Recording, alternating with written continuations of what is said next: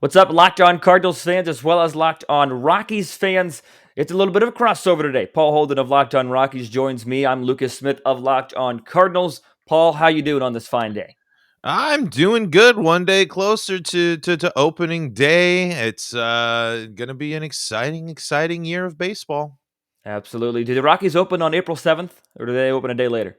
I believe they're the 8th. I believe they 8th. open up April 8th against the Dodgers. I believe that is the first matchup.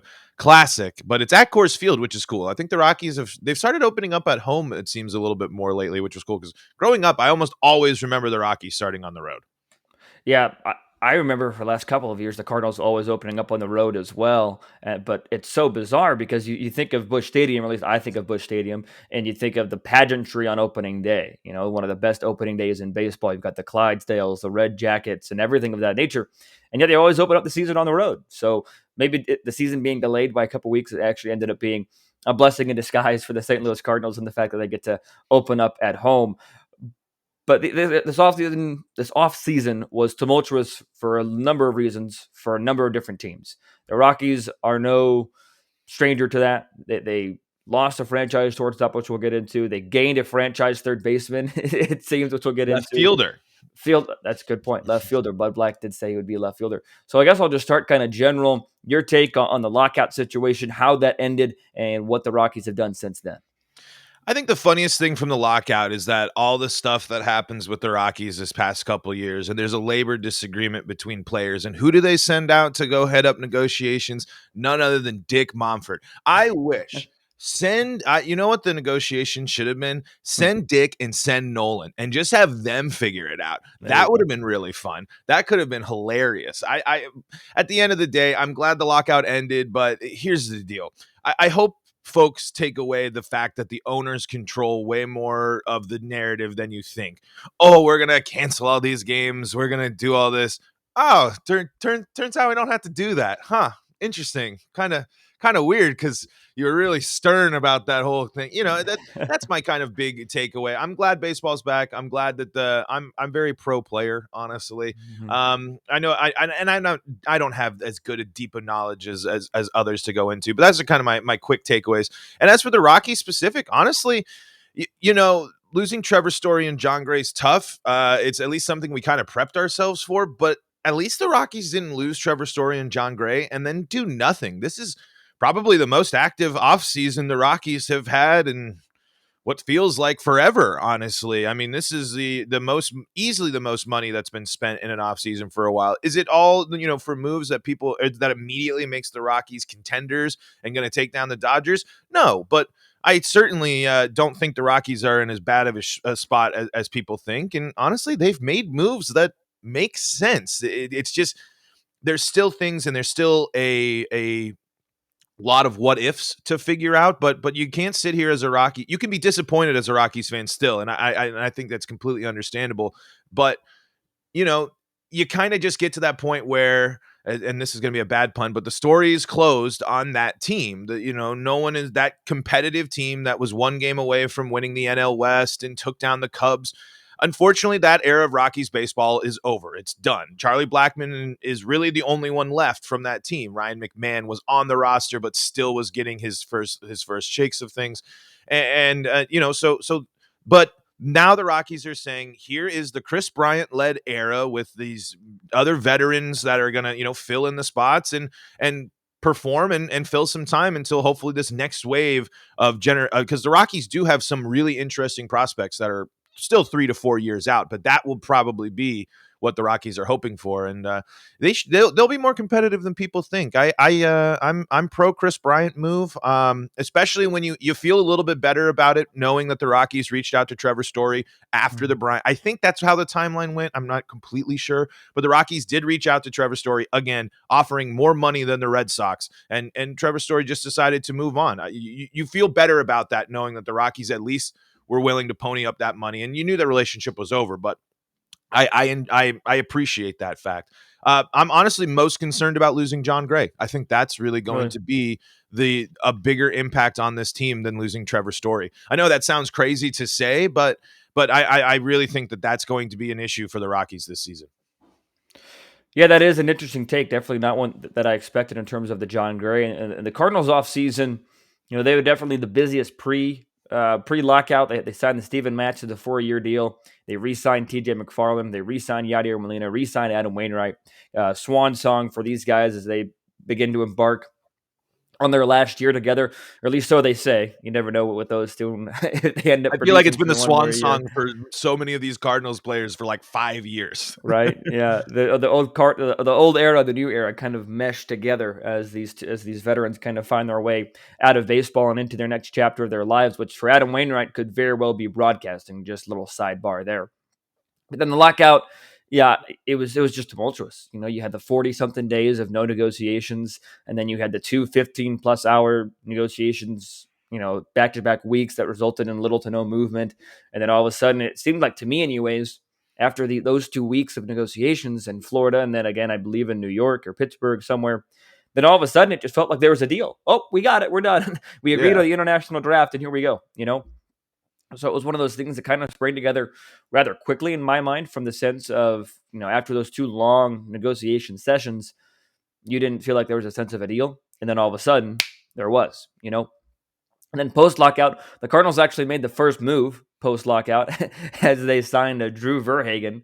Big Right. time name, big time Right. splash. I know. I'm glad you were sitting down for that news.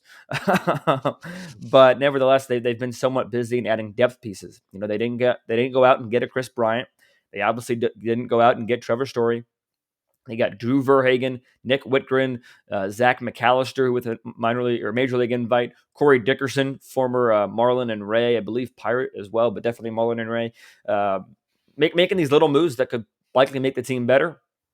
And the spring training so far has been pretty positive for St. Louis, at least at the time of this recording.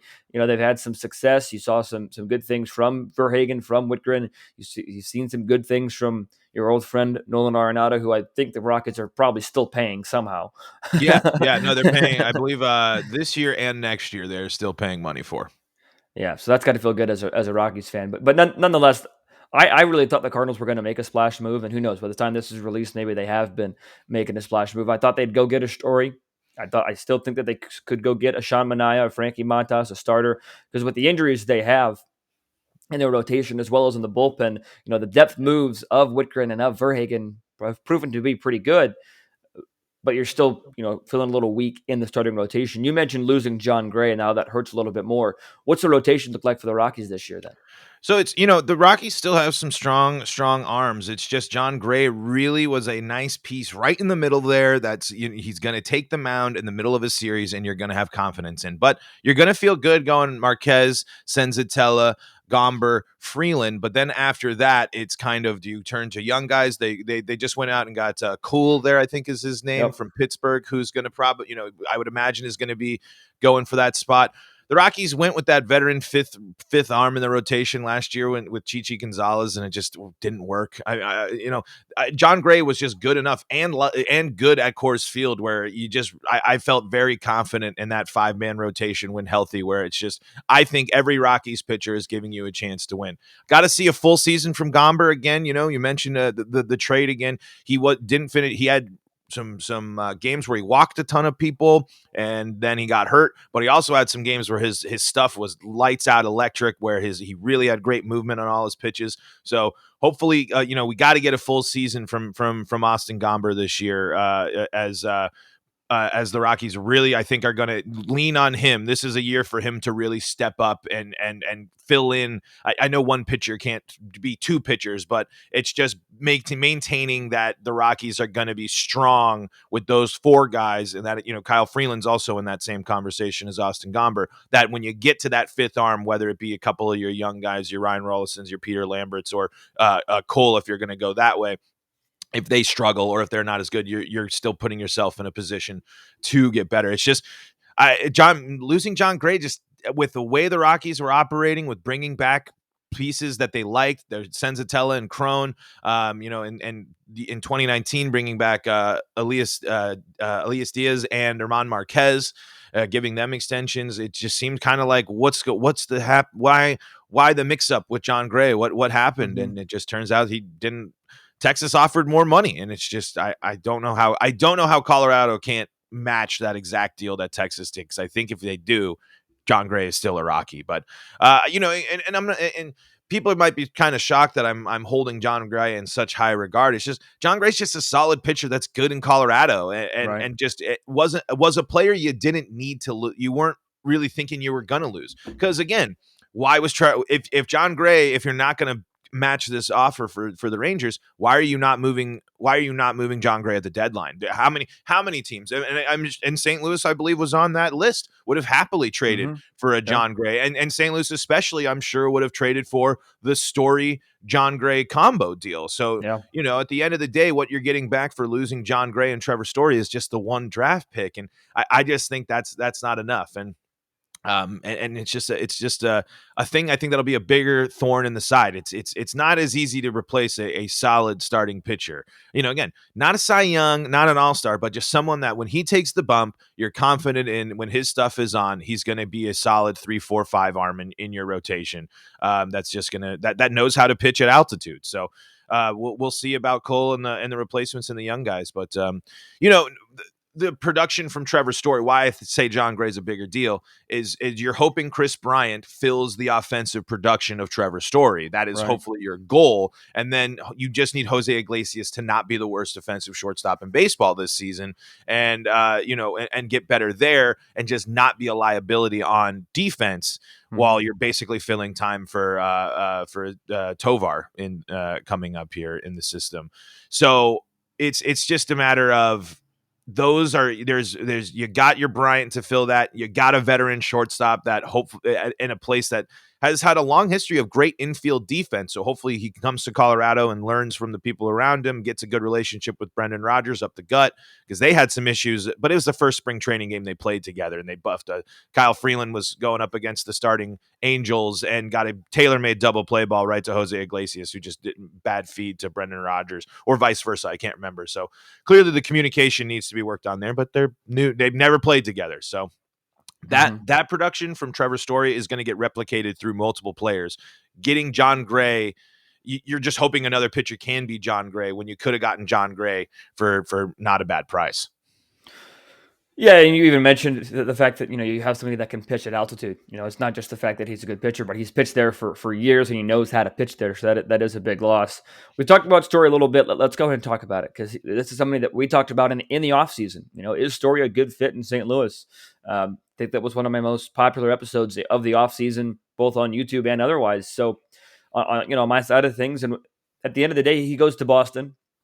I think he's going to play second base there, or Bogart's going to shift over to Yep. second, one of the two, and it's going to be one of the best infields in all of baseball. I'll tell you that Yep. right now. If he comes to St. Louis, is it the best infield in all of baseball? Probably not as big as Boston or somewhere else, or especially Los Angeles. But Los Angeles has the best anything in all of baseball, to be honest with you. Woo! But nevertheless, Story does go to Boston, and I think once the Cardinal fans, or Cardinal Twitter, anyways, once they saw the price tag on Trevor Story, they were like, all right, that's fine. You go be in Boston. We don't. The Cardinals were never going to pay that much. Mhm. I'm not saying Story got overpaid. There's an argument to that. I'm not saying that, but there is a clear argument to say the Cardinals did the right thing in not paying him that contract from the Cardinals' perspective. And the reason I say that is because they have money tied up elsewhere. They've said for a long time that Paul DeJong is going to be their starting shortstop. The reason I took that with a grain of salt is because they also said that about Matt Carpenter about 3 days before the Nolan Arenado trade. So, Mhm. nevertheless, I do think that it's a bit of a miss from the Cardinals standpoint, but not so much of a miss as to say, okay, this season's over, that the offense is going to struggle, et cetera, et cetera. I think Paul DeJong has looked good this spring, hitting the ball hard. You have an average replacement in Edmundo Sosa. If needed, you can move Tommy Edman over to short and call up your top prospect in Nolan Gorman, or one of your top prospects. He's not the top prospect. So you have options outside of Trevor Story. I think what it came down to, besides the money for just lineup fit, the Cardinals did not need another right-handed bat. The only right-handed bat I see them signing is Albert Pujols, and that is only in a platoon DH situation. But Albert's also been linked to Colorado, as I think Seattle as well too. So that's the only scenario, in my opinion, where the Cardinals do acquire a right-handed bat at the major league level. But Trevor Story going to Boston seems like he got paid there. I know that there were some vaccination issues at the start of it or something like that. We don't want to get into that. Just that was a Well, it's thing. just the interesting thing to note is that we were told last year the Rockies were 100% vaccinated. I'm just throwing it out there. Yeah. So that's the wrinkle in there. That story, yeah. I'm gonna let the beat reporters and all of them handle that, and we'll talk about it as it goes on. But the wrinkle in that is the fact that we were told that the Rockies were one of the first teams to be 100% vaccinated, I believe, as well. Always something to report on, it seems like. But nevertheless, Trevor Story, I think he's going to do well in Boston. Seeing him with that monster is going to be fun. I think from your perspective, we don't want to put words in your mouth, but it's a good thing he's not only out of the division, but out of the league. So you don't have to see him every day. Maybe that's painful for you. I don't know. What were your thoughts on the Story to Boston situation? My entire family's from Boston, so I will never. Oh, So I will not be escaping no any Trevor escape, Paul. Story No. in Boston stuff. It sucks at the end of the day. Right. I really liked that Rockies team. It was my favorite Rockies team. I grew up and I was really young with the Blake Street Bombers and stuff. And 2007 was a really cool ragtag team, but that team was the first time in my life that I said this Rockies team can go up against anyone and take them down in a 7-game series. Like if you give them a 7-game series, this Rockies team, if they perform at the level that they can beat the best. But now I honestly got to say, like, I'm happy he's going to a place where I think he's going to thrive. I never thought changing positions was a good idea for him. However, second base makes the most sense. Go for that. Let him rest that arm a little bit more. He's going to be electric on defense. He's going to be really, really good there because I think he's been underrated as a defender. And I'm sure Nolan really was pushing for it as hard as he could. But if the Cardinals weren't willing to pay that money, Trevor Story wanted to get paid above all because Right. I think he believes he's been slept on a little bit, and I think he really does. I think part of the reason why he wants to leave Colorado is because there's so much of Colorado embrace. He was either going to fully embrace it, him and Nolan. They're going to take it all down, and they were going to be the Rockies guys. And then when it didn't, now he gets to go and show a major market what he can do. And I mean, I can't say that I don't think he's going to mash in the AL East. I think he's going to be. I think the Red Sox made a great move. I think Trevor Story is going to be a great impact on the team.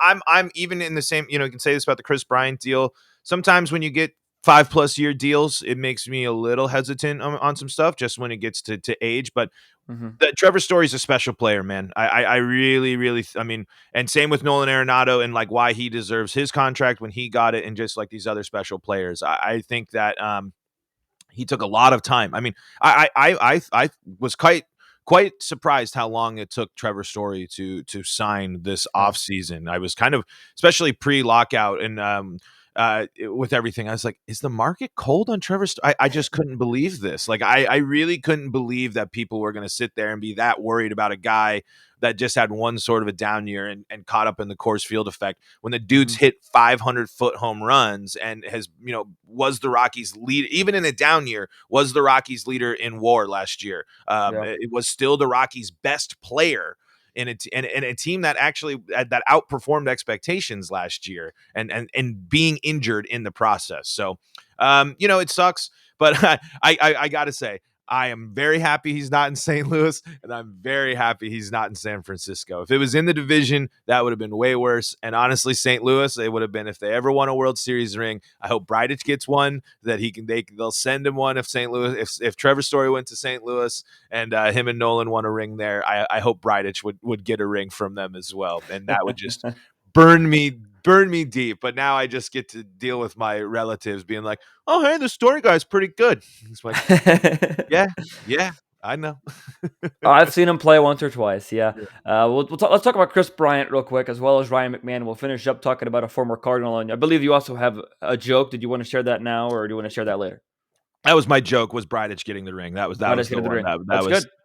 yeah. That's good. I I like mean, that. because I mean that was literally that. I honestly would say Trevor Story going to St. Louis would have been worse. I just because it's like watching those two share a team that isn't my team. Right. After watching them share the team for so long, like that would be worse. Honestly worse than San Francisco. But the worst would have been somehow ending up on the Dodgers and Oh gosh, I don't know if the Dodgers can pay anybody more, but they Oh, can't. they'll So find sometimes. They'll find more money.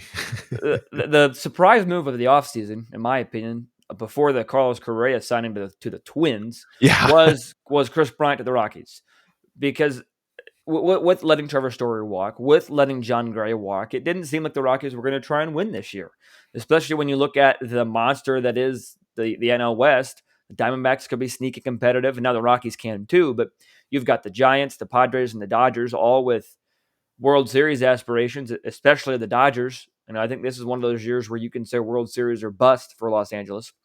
You have to say World Series or bust if Right. you're Los Angeles. You're right. So you have all that going on in the West. The Rockies weren't going to spend money on those two, and yet they spend what was it, $170 million on Chris Bryant, and then 70 more on McMahon. So I want to get your thoughts on Bryant first. You mentioned that you like him. You mentioned Bud Black saying he's going to play left field. Chris Bryant moving from third base never made sense to me, just watching him play third base. In the division, he was so good there. I don't know why they felt the need to move him around at the first place in Chicago, but he is somebody that has thrived in that role. I'm not going to deny that. He plays all the other positions extremely well. What do you see, Chris? What do you see as a successful tenure for a Chris Bryant in Rocky uniform? Uh, he's here for the contract. Let's start there. I mean, he's here for an extended period of time on that contract. I'm not saying the full 7 years. I would say if you get 5 years and you figure out a trade, if it works out down the line, that's something. But I Right. want Chris Bryant to lead this team offensively. He doesn't need to be an all-star on defense, but I want Chris Bryant to come up to the bat, and it's for me to feel like it did when Nolan and Trevor Story did, is to come up and know that Chris Bryant is getting put the Rockies in the position to score runs. I want him to play a good left field and not be a liability on defense, and I want him to be the MVP. That's what I'm hoping for. I mean, yes, it's a confusing move for the Rockies, but as I mentioned, this was Bill Schmidt saying this is the new face of Rockies baseball. Why that, they knew that Trevor Story wasn't going to come back. They tried again, even after getting Chris Bryant, to see if he wanted to come back. But now, as I've learned, Bill Schmidt apparently didn't have as much power as I thought he did last year after being upgraded to interim GM. I kind of thought it was the Rockies just tagging the interim on there just to buy them time until the end of the season where they ripped it off and made him the GM because they were going to do their search or whatever, but they had their guy. It turns out that Dick Monfort was much more involved in baseball operations last year, including the trade deadline. So it wasn't Bill Schmidt at the deadline. It was a deadline committee that was working to figure things out. So I think that impacts those deals, why all that stuff wasn't getting done, et cetera, et cetera. So this is Bill Schmidt going out and saying, this is the guy that is going to lead the Colorado Rockies to the future. And he is an MVP. He's a World Series champion. He hits the ball hard. He is going to bring offensive pop to this lineup.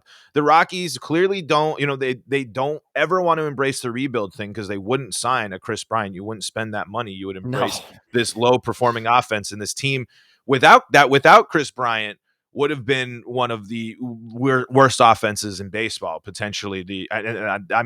Even playing at Coors Field, they would be, and because we've already seen that. But now and then extending Ryan McMahon, at least being very active in the free agent market, bringing in multiple free agents. The Rockies haven't seen multiple major league free agent signings. I can't even remember, like I said. So this is just is it going to pan out? Are the Rockies competing with the Dodgers this year? No. If everything goes well and with the extended playoffs and the way the Rockies played against the Padres last year, and Tatis being out to start the season, and the Rockies really being good against a bunch of other divisions in baseball, including the one where the World Series, the Rockies crushed the NL East last year, and except for the Marlins. One reason the Rockies always struggle against the Marlins. It's so weird. But and I talked to Sully about this on Locked On MLB. The Rockies could make their way to a wild card, the second wild card, the third the seventh wild card, whatever wild card we're on. Could the Rockies end up there this year? Yes, they could. Do I think that's the most likely situation? No. I have the Rockies in the 73 to 75 to 70, that kind of mid 70s win range. And that's fine. Then that's it, because that's better than they were before signing Chris Bryant. Because before Chris Bryant, our friends at BetOnline set the Rockies win total line at 68.5. I Yeah. might have been more tempted to take the under there. However, Right. now I think it's a slam dunk. Take the over. I think the Rockies are much better than a 68.5 win team, especially when you have team. I know the Rockies have this tough division, but the Rockies play really well outside their division, and the Rockies were the reason the Padres didn't make the playoffs last year. The Padres had multiple opportunities to pull ahead in the division and played a lot of meaningful games against Colorado in the second half of the season last year, and the Rockies dominated the Padres. It was a big reason why they did not make it into October. So I don't want to get too far ahead of myself. I don't want everyone sitting here making me think that I'm saying the Rockies are World Series contenders or anything right now.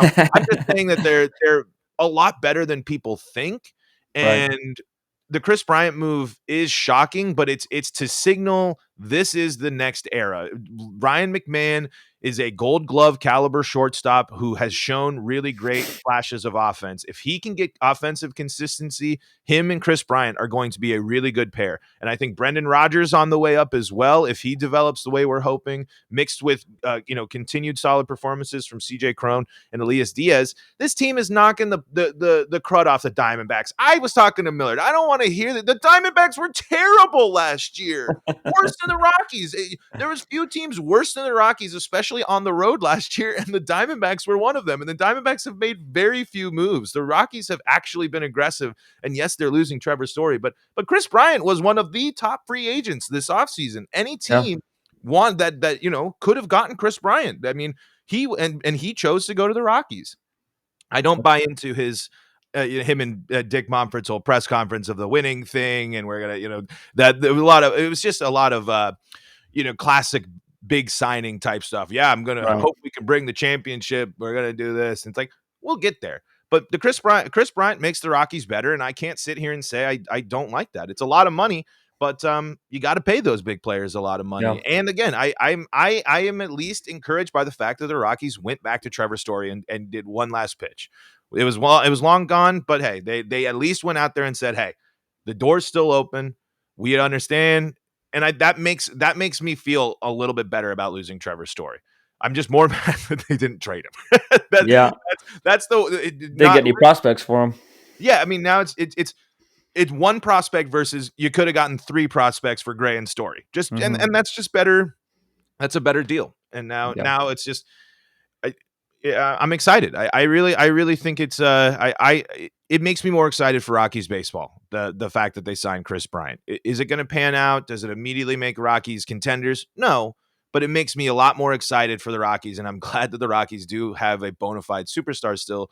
They have Charlie Blackmon, but I mean, they're going to keep playing him in right field to start the season, which I don't know why. I thought the DH was going to be a blessing, but maybe I think we'll see Blackmon slip down there later. It's just, so yeah, it confuses a lot of people. Confused me at first, but it was, I think once I really sat down and it was just the ultimate decision of, hey, Ryan McMahon and Chris Bryant are going to be the next pair that, they Yeah. might not be sharing the infield or whatever, but this mixed with that pitching staff we really, really love, that starting rotation, that is going to be what we're going to do as Rockies. And then, they're making moves to say our other bats are going to be people that are going to hit in the air, trading Raimel Tapia for someone that's, basically just hits the ball in the air and hits home runs. I mean, I Yeah. don't know, in an already crowded outfield. So they clearly are doing something differently this year. And I think the moves the Rockies have made, and a lot of, you'll see around Rockies Twitter as well. Like a lot of people are satisfied with this Rockies offseason. The sting of Gray and Story is still there, but it is negated by an active offseason with actual signings that make sense. Yeah, you mentioned the move that I kind of want to end up with. We're running a little bit short on time, but the Rockies did acquire former Cardinal Randall Grichuk, and like you mentioned, already crowded outfield. The DH probably helps with that. For Raimel Tapia, I'm excited to see Grichuk in Coors Field. So, real quick, your thoughts on Grichuk?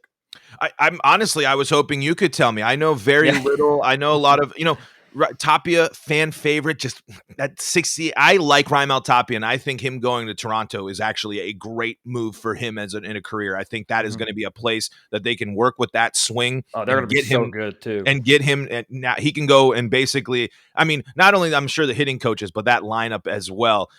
So I don't know. You're just quick thoughts, because I Yeah. think Toronto is getting a speedy, fun player that's a fourth outfielder. I mean, that's really what Tapia is, but he is a ton of fun to play. And every time he's on the field, it's really, really exciting. Yeah, Grichuk is somebody for the Cardinals that just never really panned out. He was never able to find that consistency, but boy, oh boy, does he have power. He may not look like it like a Tyler O'Neill does, that who's just absolutely jacked and things of that nature, but Grichuk has just tremendous bat speed. And when he gets the barrel to the ball, it goes a long way and it gets there very fast. And he's always been a good defender as well. Remember, there was one game against Houston a couple years ago that he robbed 2 home runs and hit one himself. So he's very close to a 5-tool player when he's at his best, like very best. But I think day to day, you're going to see some bombs and you're going to see some speed on the bases as well. I really like that move from a Rockies perspective. I didn't get it from a Blue Jays perspective just because you have a stacked lineup and a really good team. Why trade away Randall Grichuk? But like you said, they're getting Tapia, who's an exciting player. But I think Grichuk is going to thrive in Colorado. I know that it's an old adage. You guys might get tired of hearing it, but that Mile High City and the altitude is going to increase his power, and I think it's going to be a great fit there in Colorado, and I'm excited to see him as well. And I like the Rockies uniforms too, so I think anybody looks good in a Rocky uniform. So Those all Paul, purple, man, they look great. Gotta love the purple. So, Paul, this has been a lot of fun. You can see your Twitter handle right down there if you're watching on YouTube. Tell my listeners where else they can find your work and where they can find Locked On Rockies. We are at Paul Holden 33. You can find a ton of my stuff at paulfholden.com. You can also find us on Twitter at LO Rockies. And we just hit the 100 subscriber mark on the Locked On Rockies YouTube channel. So shout out to all the Rockies fans. But all you Nolan Arenado fans that want to come over and stay up to date with his former team. And now we can have the Bryant Arenado debate, except they're not going to play the same field. Right, yeah. Yeah. But what about for my fans, Lucas? What about for you? Absolutely. My Twitter right down there on YouTube at LJ Fastball. You can follow the show on Twitter or Instagram at LO_Cardinals and Locked On Cardinals on YouTube as well, and wherever you get your podcast. Paul, this is always a pleasure talking to you once again. Appreciate it. And until we talk to you guys the next time here on the Locked On Podcast Network, be sure to stay safe, stay well, and have a fantastic rest of your day.